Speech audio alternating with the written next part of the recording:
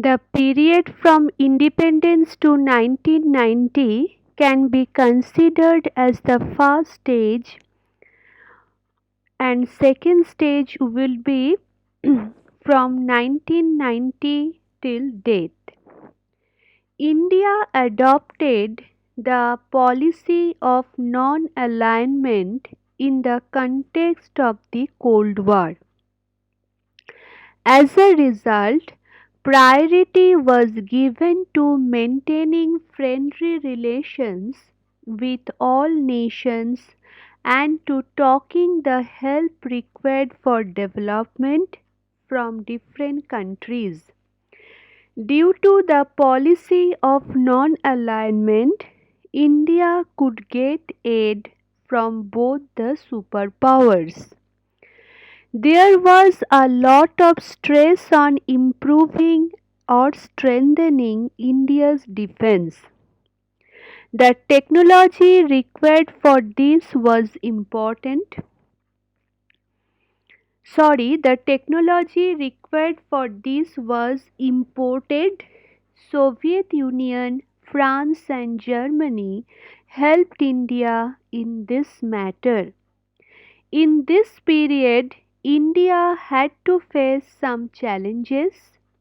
These included the conflict with Pakistan, creation of Bangladesh, and conflict with China. India proved her nuclear capability by conducting nuclear tests in 1974. So, children,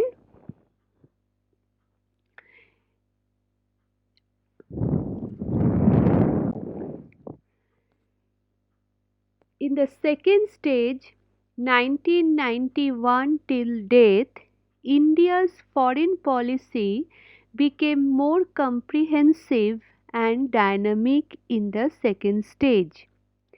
In the post Cold War period, the priority no longer remained to political and military relations. Several other dimensions like economy, trade, education, and technology got included in foreign policy. After 1991, India reduced the government controls over the economy and adopted the free market policy. Naturally, there was an increase in trade with neighboring countries. Our share in world trade increased. Efforts began to be made to increase the rate of economic growth. In the decade after 1990, our relations with the South Asian countries like Singapore, Thailand, Vietnam, and became stronger.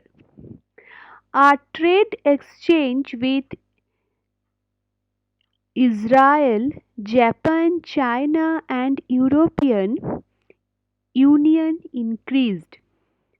India began to participate in organizations at the international and regional levels more than before. For example, G20 and BRICS. BRICS means Brazil, Russia, India, China, and South Africa. Our relation with America strengthened, mutual trust grew, India's status rose in the international community. So, children, India's foreign policy from 1991 till date, India adopted free market economy and reduced control over economy.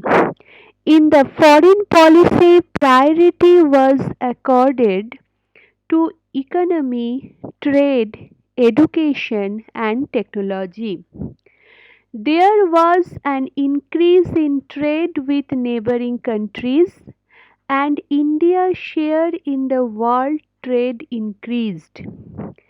There was increase in India's economic growth rate. After 1990, the relations with the Southeast Asian countries and their organization ASEAN have improved.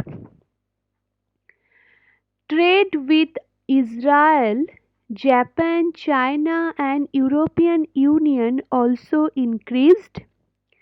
India participated in the deliberation of G20 and BRICS.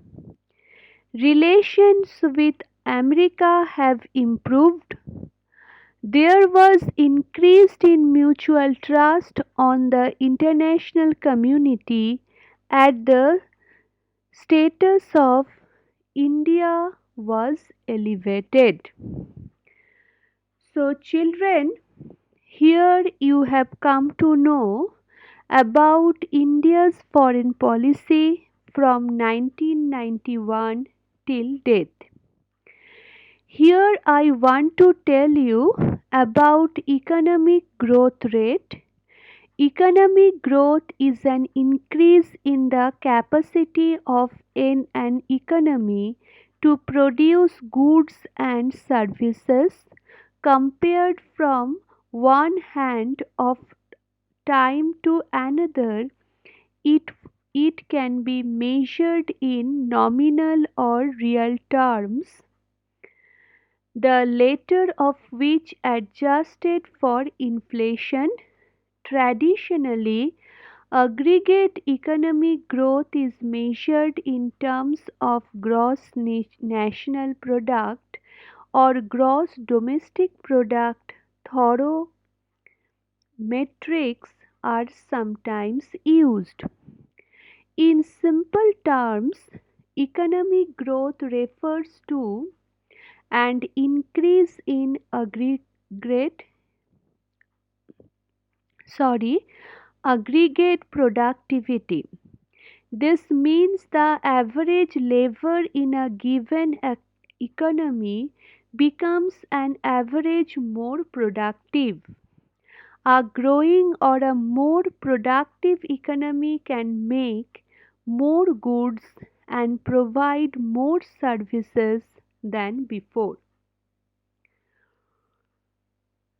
So, children, here I have discussed about India's foreign policy from 1991 till death, and also you have come to know about the concept of economic growth rate.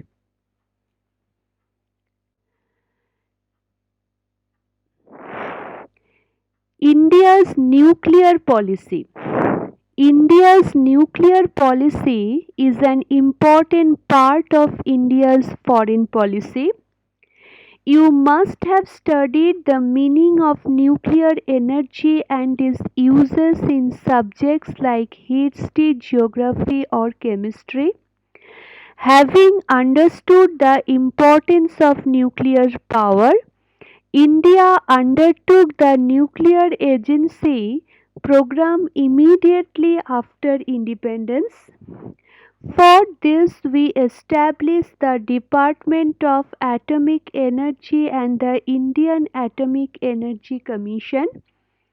The first chairman of the Indian Atomic Energy was Dr. Homi Bhabha.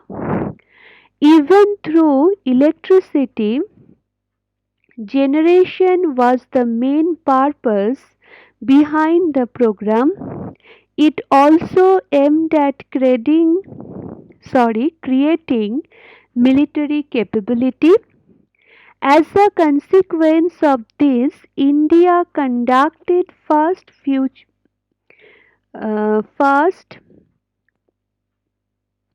nuclear weapons nuclear test in 1974, and India built nuclear weapons and conducted nuclear tests in 1998. We have also made missiles carrying nuclear weapons, and the Air Force and the Navy have been enabled for carrying them. Now, India is a country which has nuclear weapons. We had accepted the role of a responsible nuclear power.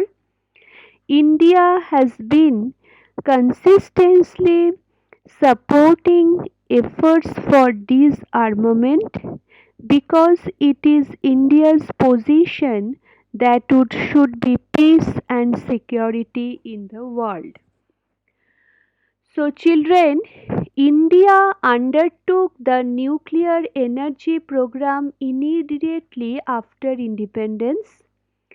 Department of Atomic Energy and Atomic Energy Commission were established.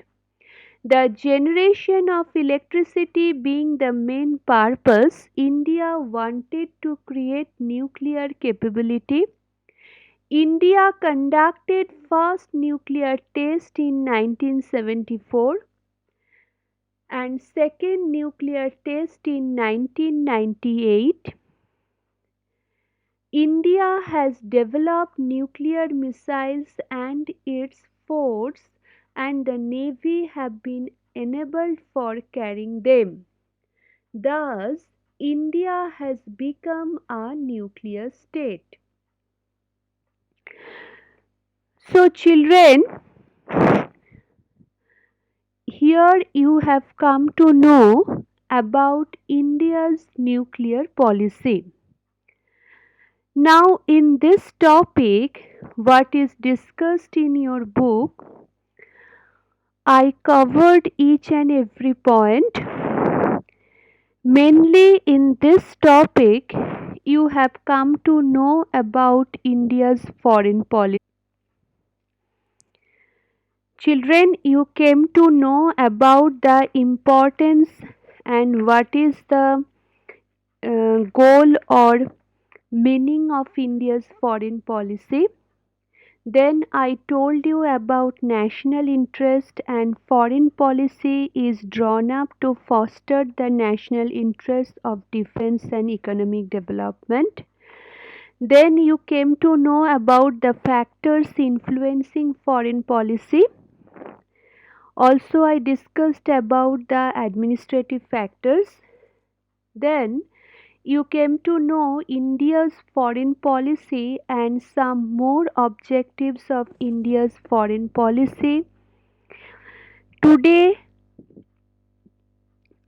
I have started the topic from a review of India's foreign policy.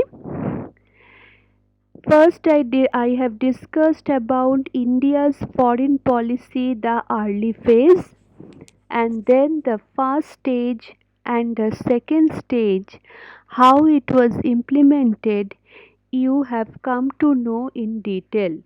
And lastly, you came to know India's nuclear policy.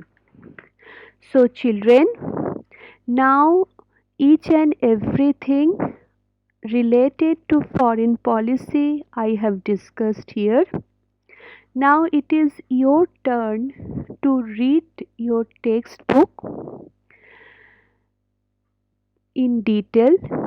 You should read your textbook again and again, then it will be helpful for you if you have come to know the topic in detail. So, children, you should read your textbook.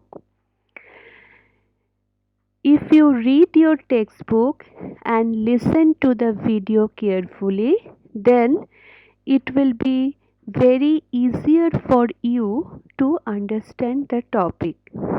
Thank you. Have a nice day. Stay safe. Stay healthy.